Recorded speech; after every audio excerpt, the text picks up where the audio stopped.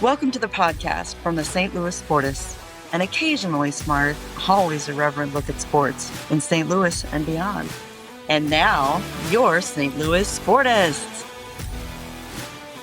Hello and welcome to the podcast from the St. Louis Sportists. My name is Ron Cook, and I am joined by Joe Sperlin. Hey, glad to be here. Good to see everybody. Doug Lansdowne. Yep. Good evening. It's a nice Wednesday evening. And Tom Mathis. Good to be back. Good to see everybody. Keith Farrell is on assignment, possibly stimulating the U.S. automotive industry tonight. Just saying. Uh-oh. Uh-huh. In this edition, the Cardinals close out a surprising April, and it's mostly surprising in a good way. A whole bunch of people attend the draft, and if any of them were hoping to hear Diego's name, they were very disappointed. Sports betting takes yet another dark turn in the life of an athlete, and in lighter gambling news, hey, let's run for the roses this Saturday. The St. Louis Sportists are brought to you by First Coast Steel Buildings. Jason and his team will take your project from design to completion with a family-first approach. Learn more at 1stcoaststeel.com, and we'll hear more from them and Sandra Templeoff later in the show. And tonight's last call is brought to you by Black Dog Consulting, LLC, here to help the one-truck owner and the small fleet owner to grow and prosper.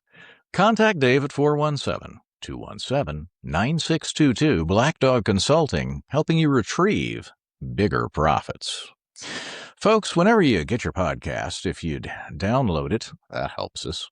If you'd leave a 5-star review, that really helps us. We are on Instagram, TikTok, Facebook, Blue Sky, X, and again, if you'd rather see as opposed to listen, you can go to YouTube at STL Sportists. And our website is stlsportists.com. Let's go to quick hits. Joe Sperlin, what do you have? Before I forget, you mentioned Diego. Probably one of the funnier things I've seen this week was when he got the invite to the Baltimore Ravens minicamp, and someone said, why couldn't they just go ahead and invite him to the regular camp? Regular camp. Sorry, Diego, if you're listening, that was just too good.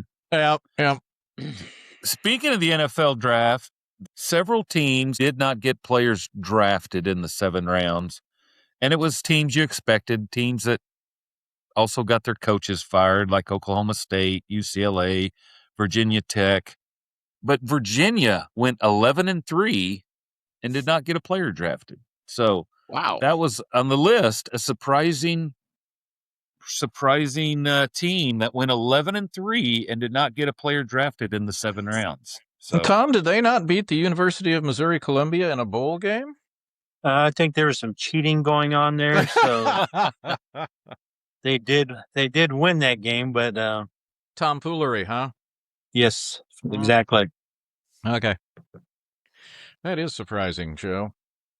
Doug, what do you have? Your buddy, Governor Landry, down there in Louisiana, you know, he took the chancellor and the AD to the woodshed over, Slick Lane getting hired, but yet he made the $3.2 million deal with the devil and LIV to redo that park, and and now they're not getting any of that money back. So he maybe he should just stick to politics. I'm sorry, you're not getting your deposit back on that. Yes. Yeah. That's like when we all first got out of, school and, got our first apartment, and it's like, oh, we're sorry, there's this one place in the carpet, you're not getting your security deposit back. Yeah. Yep. For sure. Tom, what do you have?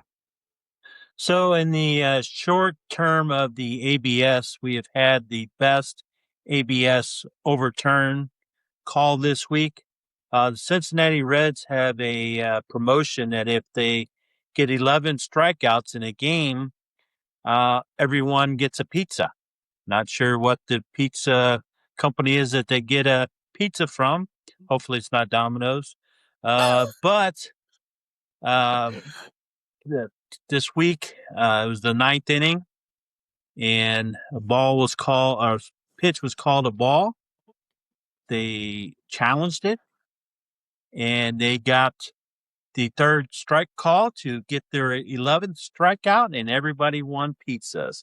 And the stadium, all the fans acted like they won the game, had a walk-off. So it was very cool. We'll have to post that video to our Facebook page. The place erupted. Yes, it did. It really did. It was pretty cool. That's probably the best ABS overturn that I've seen. So for mine, when does bad football save someone's life? Last December, I think we all remember when the Giant kicker Young-Ho Koo did the worst field goal attempt. I mean, there were people comparing it to the butt fumble because he approached the ball and kind of stopped. Tom? Sorry, but I don't remember. Oh, yeah, that's right. That's right. So most of us might remember. He approaches the ball, he stops, and people were like comparing it to Lucy pulling the football out from Charlie Brown. A gentleman named Mark Toothaker of Lexington, Kentucky, was watching this from his bed alongside his wife Mallory, who was reading a book, and he thought it was hilarious to the point where he just rewound it and watched it a couple of times. He laughed so hard that it caused a seizure, and he said he'd never felt anything like it in his life. And his wife, who happened to work at a rehab hospital for brain injuries, initially thought he was like, having some fun, and then realized, no, pretty serious. So she calls 911, goes to a hospital, has a CAT scan, and he has a tennis ball-sized tumor on the left side of his brain, which was surgically removed. It turned out to be benign, and he was home by the end of the week with no permanent damage. And he said he's thankful for that kick. He said, the kicker saved my life because it could have happened any other time, he told the Associated Press in an interview. I wholeheartedly believe I was in the right spot at the right time, and that was the trigger for that happening. It was a miracle. So that's, the New York Giants and their rather atrocious football may have saved the life of a gentleman from Kentucky. Go figure. Amazing. Go figure. Or as Joaquin Andujar used to say, Joe, you never know. You never know. You never sum it know. up in one word, you never know. And bringing it back to our St. Louis Cardinals, Tom, we had the Seattle sweep, but a very nice rebound in Pittsburgh so far, winning the first two of the series. Well, and I know they got swept by Seattle, but the games were close. They were all a run or two each game. That was kind of bullpen issues a little bit, especially Saturday's game. The home run derby pretty much is what it turned into.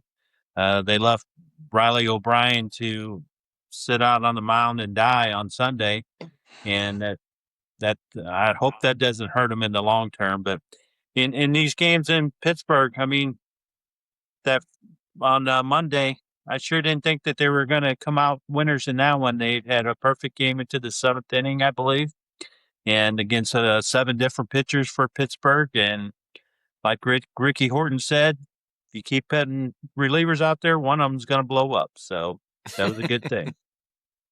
That's true. Yeah, Doug, that O'Brien reminded me of a few years ago in the playoffs when they had that guy named Rick White, and they just left him out there for like... I believe your comment to me was they were trying to make a starter out of him. Yeah, and Pittsburgh did that to that poor kid last night, Barco. Yeah, yes, they did. He stood out there and took one for the team. I mean, he took a beating for 5 innings. So, back to Monday night, so I would have, if previous few years, I would have watched. And then when they broke up the perfect game, I would have went to bed. I was getting ready to say Doug would have went to bed. I'd have went to bed, but I stayed up and they rallied and won. And then last night, like we were talking about, they did so many little things right last night. So, Yeah, and one of the most shocking pieces of research. So right now they're tied for sixth in home runs in the major league, which blows my mind. I don't think any of us saw that coming into the season. They're eighth they're eighth out of the 30 major league teams in runs scored. I don't think any of us saw that coming into the season. And then what I really didn't see, Doug, one of our guys that we like to have some fun with, Pedro Pajes, has better offensive numbers so far than Cal Raleigh, William Contreras, Will Smith, and JT Real Muto. I'm going to guess you didn't have that one on your bingo card. Nowhere close. Nope. No, it's up and down the lineup. Each guy has brought something, and and the pitching has held up far better than I thought it was going to. I mean, I thought they'd score some runs, but I was just afraid, they were going to get beat 7-4 and 8-5 and stuff. But the pitching, that's maybe as good as I've seen Leahy look was last night.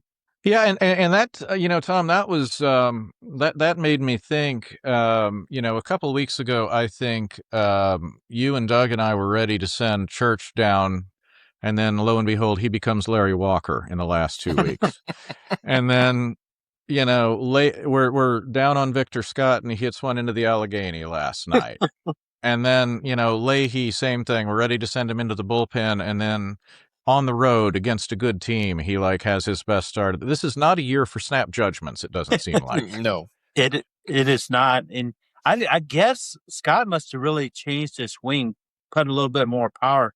The way he was swinging, there's no way he could ever hit a ball over the wall, let alone into the river. But I mean, he swung the bat. I mean, he really put some oomph in there. And Leahy last night, I was kind of surprised they brought him back out into the sixth inning. But I heard today that on the radio they were talking, and they're like, well, we wanted to try to force him, to go through some adversity. And so it's not a bad thing, really. This is the year to do it. I mean, you got to put these guys through this stuff. And it was really smart to do that with a 6-run lead. That's the time. Exactly. Right. Exactly. And who had Matt Swanson closing out a game like that? Yep. Our preferred closer at the beginning of the year, and now he's pop-up duty. Mm-hmm. Yeah. Back to the catchers really quickly. Bernie had a stat, Doug. They're number 4 in the majors in terms of offensive production, and our friend Mr. Herrera is on pace to walk 130 times. And out of the number 2 spot, with him getting on the way he is, and with Weatherholt getting on the way he is, it's no wonder Burleson's going to close out the first month of the season with 20 RBI. Yep. Yeah, and like we talked about, Herrera's bat, I mean, has still really not got going, but his eye is so good. So they find a way each night. Yep. Hey, Joe, around the league, we have 2 managers not make it through April. No, one guy gets fired after scoring 17 runs. Hey, it's kind of like, hey, we're going to let you go. Were you at tonight's game? Were you at the game last night? I think we've turned this thing around. No, the club wants to make a change. So, yeah, and his whole posse got let go. There's like 5 of them. Oh yeah, yeah. And then Philadelphia, it's kind of like they're waiting for one team to make the move. Okay, now we can start firing guys. You're out of here. See you later. Yeah. We just didn't want to be the first one to pull the trigger. No, it's like the party where as soon as one person goes, then you just start to see people head out. Yeah.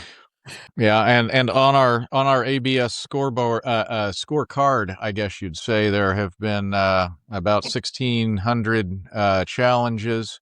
54% of them have been upheld. Batters, 46%. Catchers, 61%. Pitchers, 42%. And pitchers, of those 1,600 challenges, only 38 have been pitchers. I listened to the Cardinal game Sunday, and between them and the Mariners, I think they had 8 challenges, and they were all overturned. I mean, the first 8, I think, and then there's 1 or 2 later on. I'm not sure how they went, but the first 8, and it was all Seattle pitching when it happened. And I've noticed that some of the umpires, Doug, they just, don't say they retain they're like, pitch is a strike. Yep. And then they put their mask on. Yeah, They're mad. Yeah. We don't have a lot to get mad at the umpires about anymore. No, between the challenge, between the manager's challenge and ABS, it's like, I don't know what Earl Weaver would be doing right now. How would Tending Coast Garden. How would the Eric Gregg Levon Hernandez game been with ABS?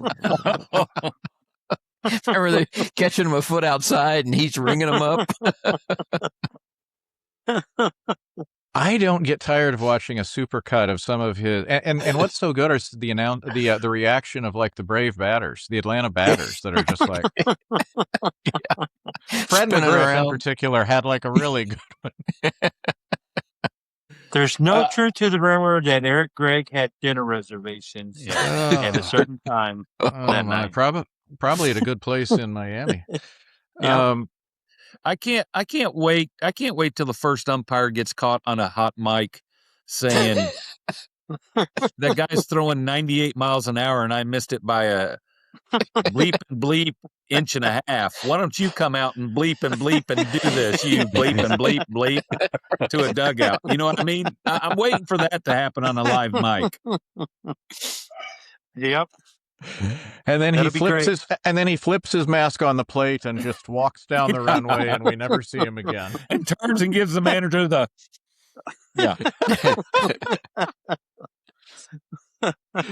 Oh, that'll be outstanding. MLB correspondent at large, Joe Sperlin. What is catching your eye around the league? Hey, the best record in baseball. Everybody knew this was coming. The Atlanta Braves, 21-9. Hey, it's back in the old school days. Followed right behind them, the big red machine of the Cincinnati Reds. Hey, the Cardinals are the only team in the Central Division with a negative run differential. Now, too bad they're not in the American League because they would be like 4 games in first if they were in the AL Central. Because the first place is 500 in that. And the Sacramento/Oakland/Las Vegas A's, 1 game over 500 in first place, and they have a run differential of -11. Holy cow. And they're in first place. Hey, there's only 4 teams in the American League that have a positive run differential record.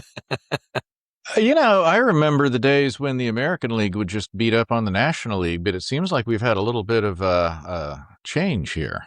Yeah. Yep. Yeah. Like I said, when the A's are kind of taking care of business over there in the AL Central, I mean, that's not very many teams strike fear in the baseball world of those teams right now. Yeah. I did see that old friend Randall Grichuk was let go by the Yankees today to make room for one of their hotshot prospects. So whether that's the end of the line for Randall or not. One thing I do want to throw in that I saw that, there's this kind of narrative on the socials that baseball is having a moment, as they like to say. Ratings are up everywhere. Attendance is actually up. Sale of scorebooks is up over 50% nationwide this year. People are taking scorebooks to the game or just buying them for whatever reason. And old friend Bob Carpenter is on pace to sell 2,500 of his, which is 50% more than what he moved into 2021, which was a record for him at the time. So that's kind of fun, Tom. I guess the simple pleasures, of not having a screen in your face for a couple hours is kind of nice. Yeah, it would be a nice, refreshing, evening or day at the ballpark. I'm just shocked that there's that many people doing it. I wouldn't think that the younger generation would sit there and keep score. I know myself. I mean, I've kept score before, but to sit there and devote myself 2.5 hours to a game. I just don't have the time anymore. Yeah. I used to do it one game a year. Back when I was going to 30 games a year, I would pick one game and keep a score, and I was very serious about it. So, so Doug, the NFL held their draft last week, and the Kansas City Chiefs traded up, as we suspected they might, but they didn't trade up that far. How did the Chiefs do getting what they needed to take care of? Props to Brett Veach. He kept Andy Reid out of the first 2 rounds. So, yeah, Andy probably said that's the fastest guy in the combine. So, yeah, I thought they did well. I mean, that cornerback was clearly the best one according to all the pundits, and I really like that kid from Oklahoma. So, yeah, the D lineman. So I thought they did. I thought they did good. I mean, you got to think they addressed what they consider their weaknesses. I will say, as an LSU fan, after about the third game of the season, teams just stopped throwing. It was almost like a Deion Sanders situation. They just stopped throwing to Delane's side of the field. He was one of those cornerbacks that took away, whoever he was on. Joe, 325,000 people allegedly in that. And I will admit, those drone shots were kind of crazy when they'd fly the drone over everyone that was there. Kind of a far cry from when ESPN first wanted to show the draft, and the NFL is like, you sure you want to show this? Yeah. And you know what? I'm sure they're not going to like it because I think they got behind and they had a hard time adjusting, but the 8 minutes really between picks to me made a difference.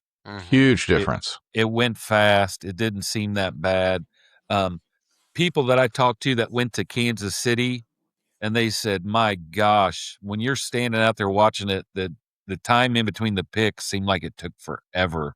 And they're like, yeah, it was a great experience, but they said it was kind of tough to send out there all that time. But I think the 8 minutes kept it rolling and kept it going pretty good. I saw some stat that, the first on Thursday, it took like 2 hours and change. And they said that I want to say 2008, it was like 6 hours or something. I think that's right. Yeah. And I know that sounds insane, but if you're, talking 15 minutes, and I was kidding my wife about when she used to get upset when they would trade a pick and then the clock would start over at 50. She's like, so you mean basically we're going to have 30 minutes here? Yeah. Yep. Sounds like Goodell's been talking to Manfred and he put a pitch clock on all the teams. Yeah. Well, Manfred's fixing every sport now. He's just that good. Yeah. Yeah. Doug, one of my favorite interviews that came out of it was Sean McVay. And you get the feeling that he might not have been fully consulted or on board with the pick of Ty Simpson because he just didn't. They're like, so is he going to be your back? They're like, he'll compete with Stetson. And they're like, oh, did you call him? He's like, yes, and I also call Stetson. Good audio there out of Los Angeles.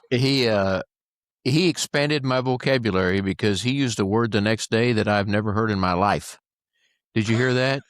When he said he said Leslie and I are in lockstep together in every decision.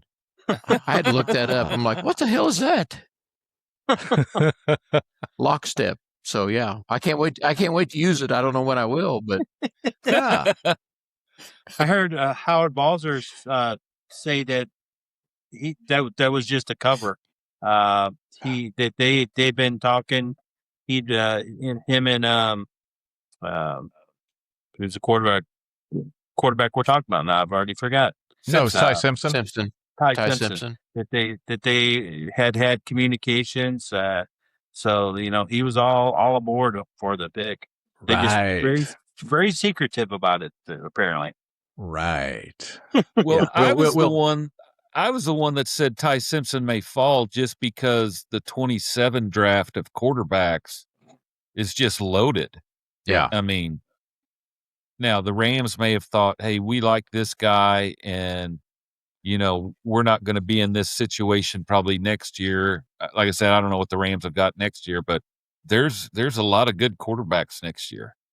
I've already seen 3 places manning to Arizona with the number 1 overall pick. So Yeah. So, all right, we've buried the lead. Our good friend Diego Pavia has been invited to the mini cap and then signed a deal, non-guaranteed deal, with the Baltimore Ravens. It's funny because some people were saying another Birmingham might be his landing place. Yeah. But he's going to give it a shot in Baltimore. Joe, any chance there for him to be anything other than a third quarterback there? No, I don't think there's any. And there's a lot of guys that just, what they have them do in college and everything is all different. But the NFL's obviously a different league and different program. I don't see him hanging around. Maybe on a practice squad bouncing around, but that's about it. Yeah. Because number one, he'll end up doing something really stupid. I know the CFL had their draft this week. Did Pavia go there? I did not. If so, it was probably to a Rough Rider. Yeah.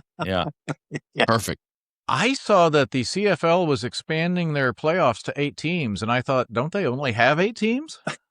I was just going to say that same thing. I don't know where they get the 8 teams. Yeah, I guess it's equality or equity or something. One of those things. It's like the NCAA tournament. All are welcome. Come on in. Yes. Hey, Tom, here's where I do bring you into the NFL conversation. For the 20th consecutive year, the SEC leads all conferences with the most players taken. So I guess in some places it still does just mean more. It does. More talent, bigger, faster, and just all around better. I mean, they may not win, but they got the better players, I believe. Yeah, I guess they just need better coaches. Yeah. 87 players, SEC. The Big Ten was next with 68. Ooh. And then it drops off a lot to the ACC with 38 and the Big 12 with 38. And didn't I hear that there were some, like at the mid-majors, they didn't have any? There were some conferences that didn't have any players drafted? Well, you had I had those numbers written down in case someone asked. Well, the FCS was the one that shocked me, that in the first 4 rounds they had no one picked, and I wanted to say, yeah, because they're all at the Power 5 schools now. Exactly. That's right. And they only had three players drafted. Wow. Conference USA of the Missouri State Bears had 1. Sun Belt 2, Mountain West 3, the MAC 4, American 4. That's it. Now, I will say I did notice that at least 2 Missouri State guys did sign, after the draft. In fact, the quarterback, I want to say, went to the Raiders off the top of my head. And the running back went to the Raiders. Yep. Right. Is it a running back or receiver? I think it was a running back. Mm-hmm. So Mendoza has a fight for the number 1 job then, huh? Mm-hmm. Yeah. There you go. Cinderella boy. So with that, we have reached the halfway point of this episode of the St. Louis Sportists podcast. When we come back to live or die in New Orleans. See what I did there, Doug? Yep. We'll run for the roses, or at least take a look at it.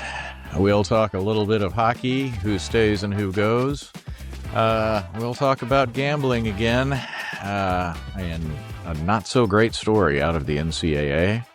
All this and more when we come back. Spring storm and tornado season has arrived. Are you prepared? Why not build a new steel barn dominium or outbuilding that will have you ready to weather the storms? Do you want your next home or building to be engineered for the proper wind loads for your area? Then look no further than First Coast Steel Buildings. First Coast Steel offers excellent material value and can help to reduce your insurance costs. And they can help you with your needs right here in the Midwest, where we see tornadoes and flooding, along with infestations of mold, rodents, and termites. Let First Coast Steel design your next building project and keep you and your family safe. Call 912-314-4848 or get inspired and design your own by visiting them online at 1stcoaststeel.com. Storms will happen, Prepare yourself with a new First Coast Steel building. Discounts for military and first responders. And we are back on the St. Louis Sportists podcast, joined by Joe Sperlin, Doug Lansdowne, and Tom Mathis. My name is Ron Cook. And now it's time for Loose Ends. We start in Louisville, Kentucky this Sunday with a post time at 5:57. It is the Kentucky Derby. 5:57, man, they keep pushing this later and later. Doug, that's more time for mint juleps. You need to plan that accordingly.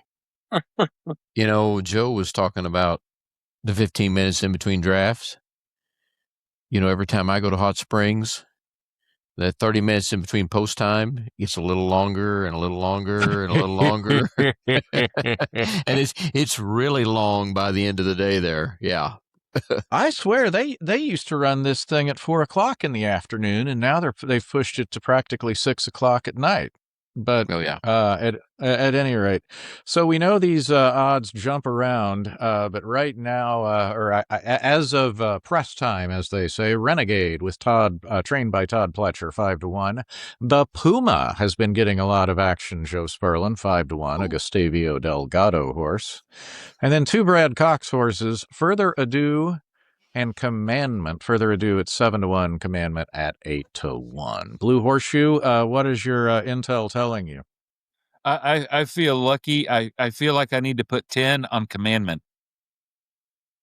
Hearing a lot of good things about Commandment. I'm about to say, if you put that together, I feel like that would be a good bet to put 10 a Commandments. 10 Commandment. Right there, the 10 Commandments. So that's my good bet. I was afraid I didn't catch that. Was my microphone on? No, It was on. It was good. Does this thing work? Wham, wham, wham. Yeah. I need a new microphone, Ron. Yeah, new microphone. We'll work on that. That's in the budget. 60 and sunny in Louisville on Saturday. Oh, come on. There's nothing better than watching those guys in the rain. Yeah. I hope nobody remembers, but last year I think we picked 3, and one of the horses I picked finished second. The other 2 finished last and next to last. So I'm gonna refrain from this this segment of the show. We have. I did find that my seersucker suit does still fit me perfectly. We are going to an event here at a local undisclosed location. It's not the same undisclosed location. I'm about to say, is this a different undisclosed? It is a different undisclosed location. My wife has. How big is Jamie K's hat going to be? Well, she's going with a fascinator, which, if you guys don't know what a fascinator is, I had to learn this, ladies. Yeah. Okay. And she got gloves to go with. Yeah, she does nothing like that halfway. So yeah. Speaking Please of doing get a picture of the biggest hat you see, Ron. Okay. I will do that. I will do that. Hey, speaking of doing nothing halfway, governors of Louisiana, going all the way back to Huey P. Long, have typically been a little bit over the top, Doug. And Governor Landry down there working with Liv, you just kind of knew that was a disaster looking for a place to happen. Yeah, that wasn't a good setup. Like I said earlier, he poked around there and told the state university how to do their stuff. And then originally the deal was the city was going to spend $2 million. But then Liv met with the governor and they said, we'd like you to spend about $3 million and we'll give you $2 million back. So somehow I got to 3.2. Which I know a guy that's played that course, and he said they could spend $32 million on that course, and it still would need some work. He said mainly the area around the course needs some work. So we'll leave it at that. The 3 and 2 thing, Joe, remember when we used to work at Walmart and they'd warn us about the people that would come in and try to make change and get us all confused, and they'd end up leaving with $80 more than our register would end up being. Yeah, we'd be $80 short because, right? Right. Hey, Louisiana pulled the 3-card money on the Liv tournament or the Liv group. Find the lady, and we'll give you the money. I'm sorry, the ball is not under that coconut, but is this just another deal where an upstart league just doesn't just doesn't cut it with the main league. I mean, they're trying to compete with the PGA, and it started out with a house of fire, but then after a while, it just become kind of it's not the PGA. The It's not the same novelty, players. the Yeah, novelty it's worn wears off. It's and not the same players, and like Rory said, they really don't have anybody that moves the needle. So yeah, and Plus, Well- you didn't know where to see it, where to watch yeah. it, how to watch it. Yeah, we were down here in the Thunderdome one night, and it was like 11 o'clock, and we were like looking for stuff because all the events had ended, and there it was. And we're Yeah. like, why is a live event on at 11 o'clock? And Tom, it was on Channel 11 here in St. Louis. You know, it's like, okay, go figure. Go figure. And late breaking news just before we went on that the Saudi government has officially pulled funding, Doug. So this officially ends live after this season. Yep. Yeah, and there's a lot of those guys that made some money, but they're not going to make any more money playing golf. Is there a chance that they don't finish the season? I mean, could we get like a flash here in the next few weeks that they're just shutting it down effective immediately, or do you think they finish the season? I don't think they finish the season because I mean now Really? it's so broken. I mean they play in Virginia maybe next. And then, the deal was they're going to try to work around the United States, the U.S. Open and the PGA. But now somewhere in the middle there, they're going back over to South Korea. And then they don't play again until then they play in England after the British Open. So, or I'm sorry, the Open Championship. So, Yeah. Oh, yeah. Hey. But yeah, none of the pieces fit now. Well, not only that, but if they start to hemorrhage golfers, like if guys start to, leave and try to either get back on the PGA or just stop participating in the events too, Well, DeChambeau's hurt. He withdrew from the last event with the wrist, and he's already said that he wasn't going to do anything till the PGA. So, yeah, they may not good. It's going to be interesting to see what these guys try to get back into the PGA, because if I'm the PGA, I hold tough, and I don't let them in, especially like DeChambeau we were talking about. It just some of these guys who went out firing shots, forget about them. And that's the thing about DeChambeau. He was in on filing the antitrust suit. Yeah. It's for as aloof as Brooks can be and as big a prick as Reed can be, they weren't in on the antitrust stuff. But DeChambeau and Phil were right there beating the drum on that. So, yeah. But Reed, he resigned his membership, so I don't let him back in easily. Yeah, I mean they figured out a way to come back, kind of a little bit tail between legs. So yeah. And I don't think those other guys will. I mean, they really may be dangling out there in no man's land. So, and a lot of those crooked teeth foreigners they don't make the cut anymore anyway. So, nope. Nope. By the way, they were just showing, since this is the loose end segment, I'm going to throw in two Cardinal notes. They were just showing J.J. Weatherholt's cat. Did anyone see the name of J.J. Weatherholt's cat? No. Cat? It is Cat. Correct, Tom. His cat is named Cat. And he did see his cat when he was home, and he was there. He said the cat was very happy to see him. Item 2, the funniest thing I've heard all year, and I believe we've referenced it on this podcast before. Someone said they wondered if Ryan Stanek's hair was sewn into the back of his hat, and every time I see him, I can't help but think about it. So anyway, I tell you what, that Weatherholt, that home run the other day, that was a very cool moment. Oh, yes, it was. That was great to see. Yeah. Well, he's having kind of a storybook season, and that was just another really moment. Is. So let's go into another loose end, Tom. Jeremy Rutherford came out with his predictions for the offseason, and he says Thomas, Perico, and Kyrou will all be back. And he says, don't get your hopes up on Brady Tkachuk that he will not be here. How much of those four things, how many are you taking or leaving? I'd probably take all four. After what Thomas did, I just don't think that there's, after the Olympics, I just don't think there's any way you can trade him. And I mean, what him and Snuggerud and Holloway did down the stretch was just amazing. Parayko, him and Lindstein, I mean, he's not going to be a top line top pair defenseman anymore, but he could be at, third, 3 or 4 and be playing with a young kid. The biggest thing that Montgomery did last year that bothered me was when they first started the season and they put Tucker and Mayu together, the two youngest guys, put them together on the back line, and I thought that just didn't make sense. So that, pair him with Parayko or somebody and give him some experience. I don't think you can trade Kyrou.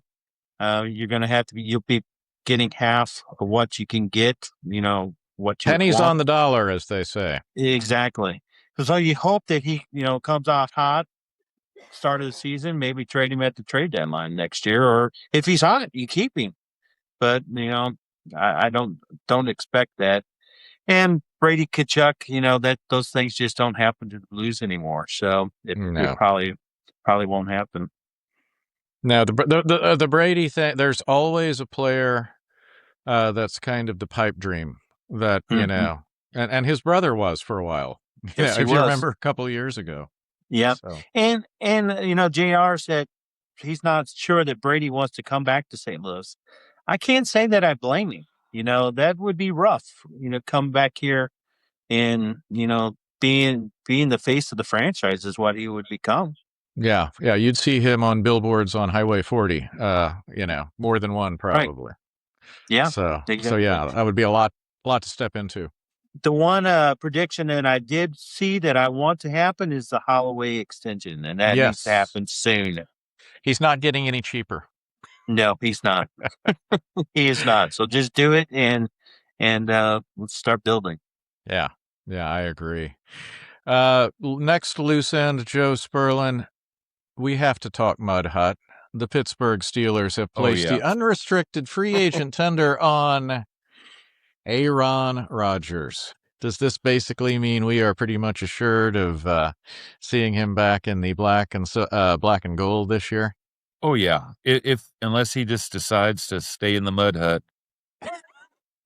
Now, the new head coach of Pittsburgh, I don't know. I just think that's him just playing the game. He's, like I said, he's as Doug would say, he's in a mud hut right now, thinking it through and humming and the incense and everything. So they drafted the kid from Penn State.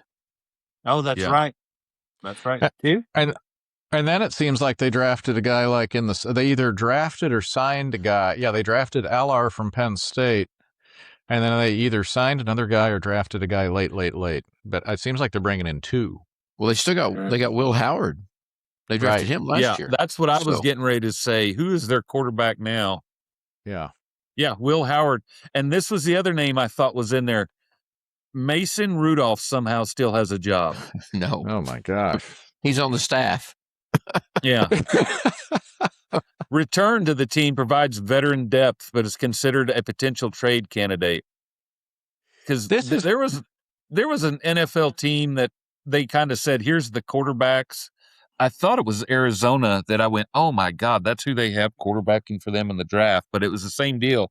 If Rodgers ends up not coming back, you got Will Howard and Mason Rudolph fighting it out. So. Well, but that's the thing, Joe. Arizona doesn't want to be too good, so they can get Manning next year. They're NBA in it is what they're doing. Well, and speaking of NBA, and this is an unscheduled loose end I'm going to throw in. This was on the podcast this morning for the Sports Business Weekly. The NBA is putting forth a proposal that if you are one of the bottom three teams, they're actually going to punish you. They're going to give you fewer chances to get the number one spot in the lottery. It's going to be like teams 4 through 12 that are going to have more chances to get the number one overall pick. And when you say 12, it's going to be like a couple of teams that were in the playoff thing. So now they're going to have teams fighting to stay out of the 1 through 3 spot. Hey, all the NBA needs is a big Coke scandal, and it'll be just like it was in the 70s. It really will. It really will. They've got the gambling. They got throwing games. They got dudes walking the ball, actually tucking the ball underneath their arm and walking down the court. And I mean, if someone shatters a backboard, the cycle will be complete. Yeah, and that, folks, wraps up the loose ends. Joe Sperlin, our NCAA roundup, unfortunately begins with Brendan Sorsby, a young man that was scheduled to make $4 million to play quarterback for the Texas Tech Red Raiders this year, but things have taken a turn. And I think there's going to be more information coming out. You know, you said he's made thousands of bets. Bet on Cincinnati, I think, when he was there. It may have been like a redshirt freshman. The thing that's amazing to me is all of this was before he really started making a large amount of NIL money. So this potentially could come out with even more money coming out. And it was over various betting apps and sites and everything. So I'm sure they're still digging through things. Yeah, multiple states I saw even. Yeah, So he was yeah.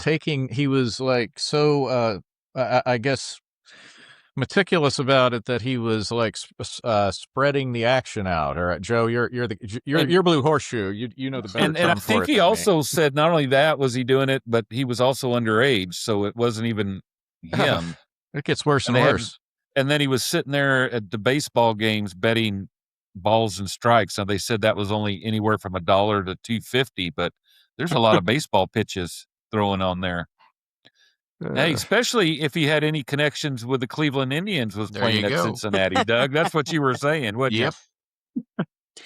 Can you imagine how many bets he would have been able to make with the $4 million he was going to make? Oh my gosh. Well, that may be coming out now, but hey, he's they're talking about, well, he'll just available for the NFL supplemental draft. The NFL's not going to touch him. Yeah, if you were the New York Jets, Doug, would you? I don't see how you could take him. No, I don't. I think the only time we're going to see from here from him on out is, how much jail time he's getting, what did he plea down, and what he actually bet on. Yeah. And it'll be the deal 4 years from now, his name will appear and he's been doing this and wants to make a comeback. And, hey, and then they're talking about our old buddy from Nebraska that's at the Ducks. Rayola? Rayola has contacted Texas Tech. Really? There's not a portal window open. And I don't know what the rules are that if he can, well, hell, there are no rules that he can go to Texas Tech. They all he has to do probably is find a major at Texas Tech that isn't offered at Oregon. Remember back when that was the quaint reason you could transfer? Yeah. Yep. So the fact that they haven't played any games, even though there's not a portal, I mean, he actually may be able to do it the old-fashioned way of just say, I'm going to Texas Tech. Yeah. Yeah. But I mean, and they're not even hiding that. I mean, they're saying, hey, he has had contact and a visit with Texas Tech. Because their quarterback they got now had a ACL and he hasn't thrown at all. I mean, they were like saying this guy's not going to be ready till like week 2 or 3. Oh my gosh. This thing with Sorsby kind of reminds me of Arch Leister from Ohio State when he was gambling. And I mean, that he did jail time. His life was never the same. He was drugs and everything. So you just never know what's going to happen to these guys. No, not at all. Hey, Doug, the next item that we have in college is we moved a step closer on the NCAA eligibility thing on Monday to the 5 years of eligibility with no red shirts. It wouldn't apply to the current people that are competing in 25-26, but it sounds like this has a lot of momentum. It has a lot of momentum, and there's also something out there. There's a group laying in the weeds waiting to unveil a lawsuit. So all these kids that just finished their 4th year, they're the first group that never got an extra year. And they're all waiting out there with attorneys ready to say, wait a minute, how come we're the only group that never got the extra year? So they're waiting to see if this new 5-year goes in, and then here comes that group. Joe, didn't you say something about lawyers? Kids, go to law school. I'm okay with the 5 years, but the thing that bothers me is the age, because there's some guys that go into the Army or something into the service, and then they come out, and then they decide to play. You just never know about that kind of Yeah. thing. The age thing, the age restriction is where it gets me. Yeah. Well, Yeah. and they had a picture of Chris Winkie on the Yeah, on the he story went on the play story baseball. about it. So Yeah. okay. Yeah. Yeah, there's a name you didn't think you'd hear tonight. Hey, Yep. Tom, go ahead, Joe. Oh no, I was saying, yeah, exactly. I just don't know how, and I think COVID obviously messed that all up for a lot of them, because then it was they all got an extra year for that, and then they pulled the injury, and then it was the portal went crazy, and then not only did you get an extra year, but then you took a red shirt, and then you pulled a medical, and that's why guys are like, hey, this is my 8th year of school. Tom, how many years was Jimerson at SLU? I think 12. I'm not really sure. It seems like he was here 6 years. I was going to say 6. I think that's accurate. Hey, Joe, last item on NCAA Roundup. I sent a note this morning. St. Louis University has cut both their men's and women's tennis program.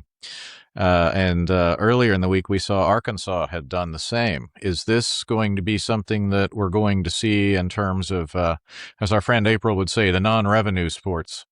And somehow tennis is the one. There's 7 now, including Illinois State and William Jewell at Division II there in the Great Lakes. Cut theirs. I think it's hey, we're going to cut the revenue because we're not making any money unless you're going to come up with the money, unless someone wants to come up. And I say this, if you've been down to Arkansas, hey, Arkansas doesn't play at a place that already there. They have a nice big tennis complex right over there across from Bud Walton. I mean, it's not like, hey, we're playing at the tennis place where everybody else plays. I mean, they have a pretty good spot over there where they play tennis. So I'm not sure there's a bad facility at Arkansas. Yeah, you're talking about SEC schools and then all the way down to Division II of the Great Lakes that they're cutting money. And I think it's going to be more and more of that. When you sit there, when Rutgers says we're losing $500 million, I mean, of course, I also sit there and say, okay, cutting tennis is going to save you what? 4 million? 3 million? I mean, Yeah. It's all the super conferences. It's the extra travel, and even the Great Lakes. I know it's a smaller conference, but still they have a lot of travel in there. And I don't know, if these teams, they need to get where the men's and women's basketball teams play the same time, or same teams or whatever, and cut down on the travel expenses. well, I'll say this, and as we're talking about it, when you talk about travel and all this, we'll ruffle some feathers here in Springfield, but I don't understand how Springfield, Missouri State, can have a women's field hockey team. Yeah. And how they have beach volleyball. Volleyball? Yeah. Oh, they yeah. have beach volleyball at Missouri State. Oh, yeah. All over the gram. And really? I mean, I don't know how much that is, but I don't know who all they play. I mean, I don't keep track of that as much, but I sit there and think, who are they going to play in a lot of that? I mean, yeah, I sit there and with Emma's school, Missouri Western, they cut men's and women's track and field last year for about a week, and then they kind of got a lot of attention, and then they got some more money in there, but they have a women's lacrosse team at Missouri Western, a Division II school. Do they really? Yeah. Wow. And if Missouri State wanted to cut the beach volleyball, they would have to find a men's sport to cut, because especially at Missouri State. Yeah. Because of Title IX. So makes me happy I'm not an athletic director. So like I said, Ron, feel free to edit that if you want. We'll get some people ruffle. The TikTokers will be all over us on that one. Oh, yeah. Well, they are anyway. So they are anyway.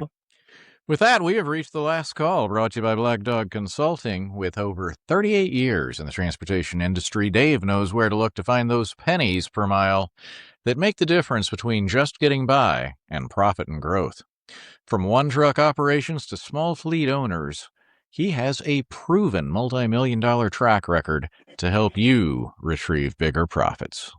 This is the growth you're looking for. Contact Dave at 417-217-9622 or David at blackdogconsultingllc.net. You can also check out the website blackdogconsulting.net. Black Dog Consulting, helping you retrieve bigger profits. Joe Sperlin, what do you have for a last call?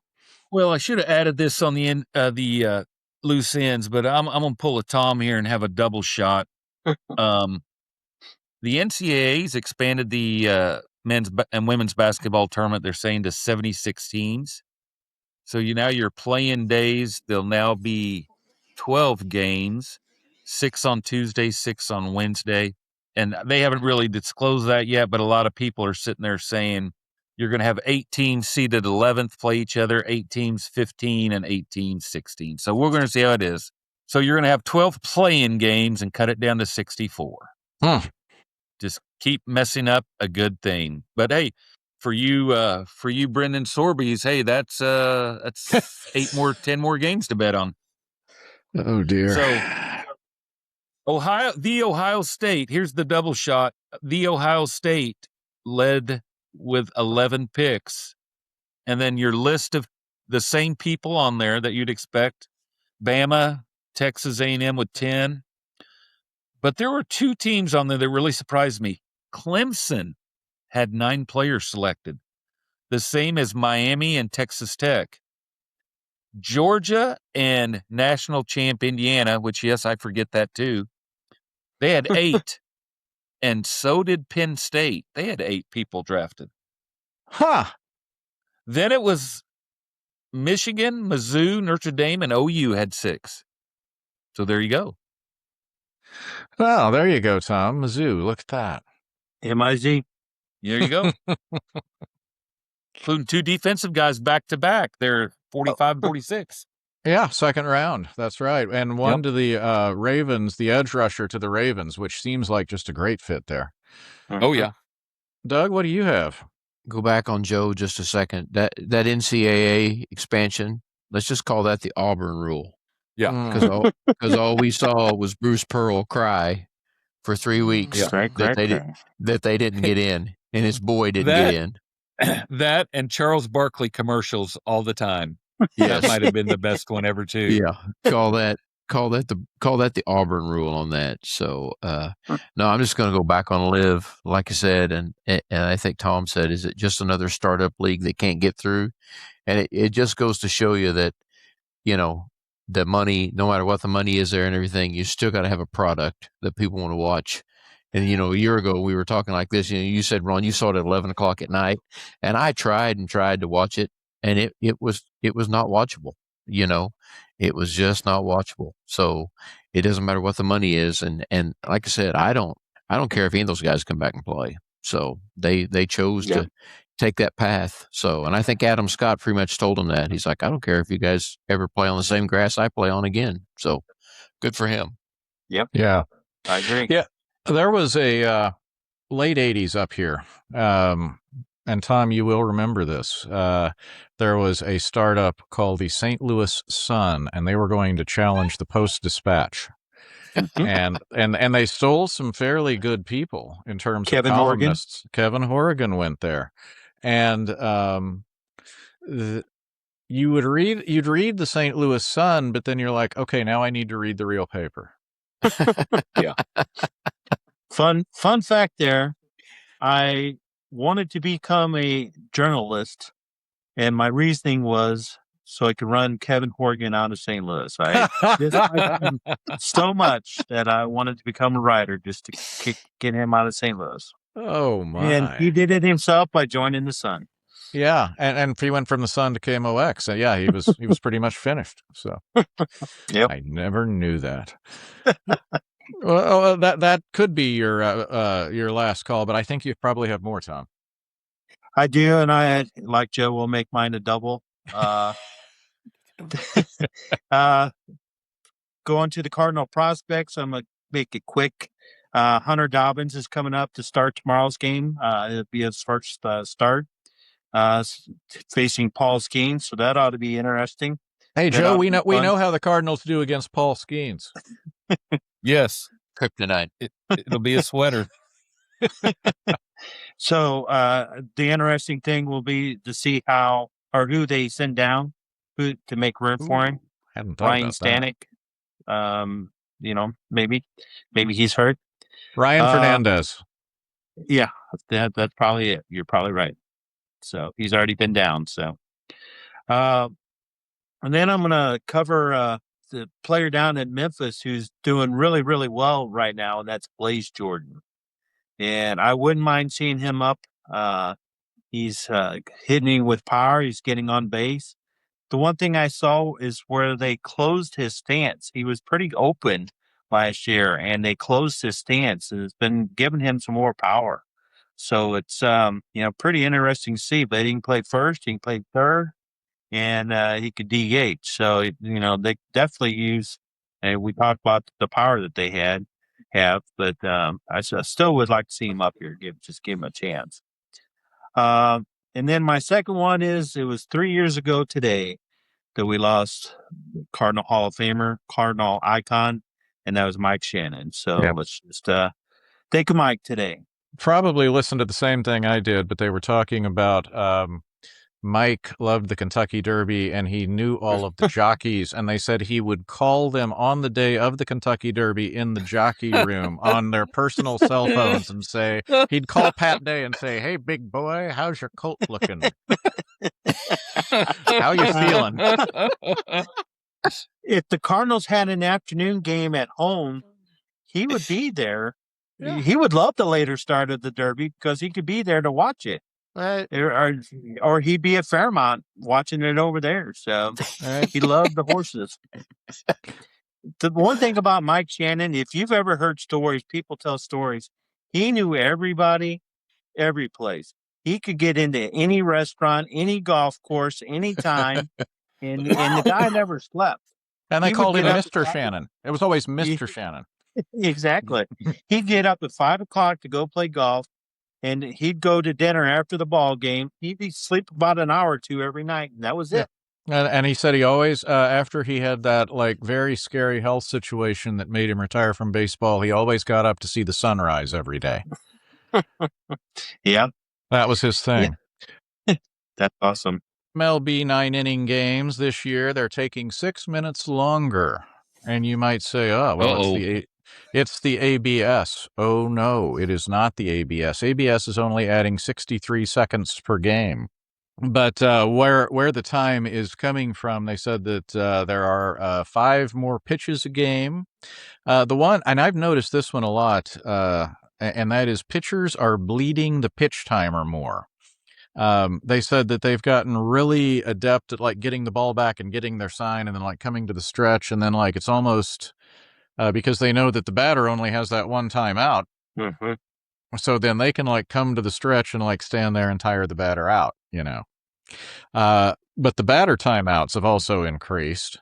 And then I didn't know this one, but more teams are calling their pitches from the dugout. And they say that, that adds some time. The Rockies, are adding some 3 minutes and 41 seconds to their games by calling their pitches from the dugout. So all of that being said, that's still a lot better than where it was a few years ago when we were looking at those god-awful games between the Yankees and the Red Sox that would go 4 hours, and we would all hate ourselves for watching them in the end. Who's the Rockies manager? Oh, good question. I don't even know anymore. But that's horrible. That's college, Yeah. Not to trust your catcher or your pitcher enough to let them, call the pitches. Yeah. Undefined roles. Undefined exactly. What's that? Undefined roles. Oh, yeah. Hey, how can you not remember Warren Schaefer? Yeah. Is the manager of the right. Colorado Rockies. Yeah. Never I heard was of going to say Clint Hurdle, but anyway. But Hurdle was a player, so he's gonna trust his players. Yeah. Wow. Yeah. I don't know where Warren Schaefer came from. Warren Schaefer's an MBA from the Ivy. I don't know. I'm kidding. Yeah. And with that, Joe Sperlin, thank you, sir. Always enjoy it. Good times. Doug Lansdowne. Yep. Thank you. Had a blast. Tom Mathis. Limit the mint juleps this weekend, everyone. Why? I don't know. Well, we'll report back on that next week on the St. Louis Sportists podcast. And until then, take care. And that wraps another episode of the St. Louis Sportists podcast. Please like and subscribe to stay up to date on all the latest episodes. You can find these guys on all major podcast platforms. And thanks for listening.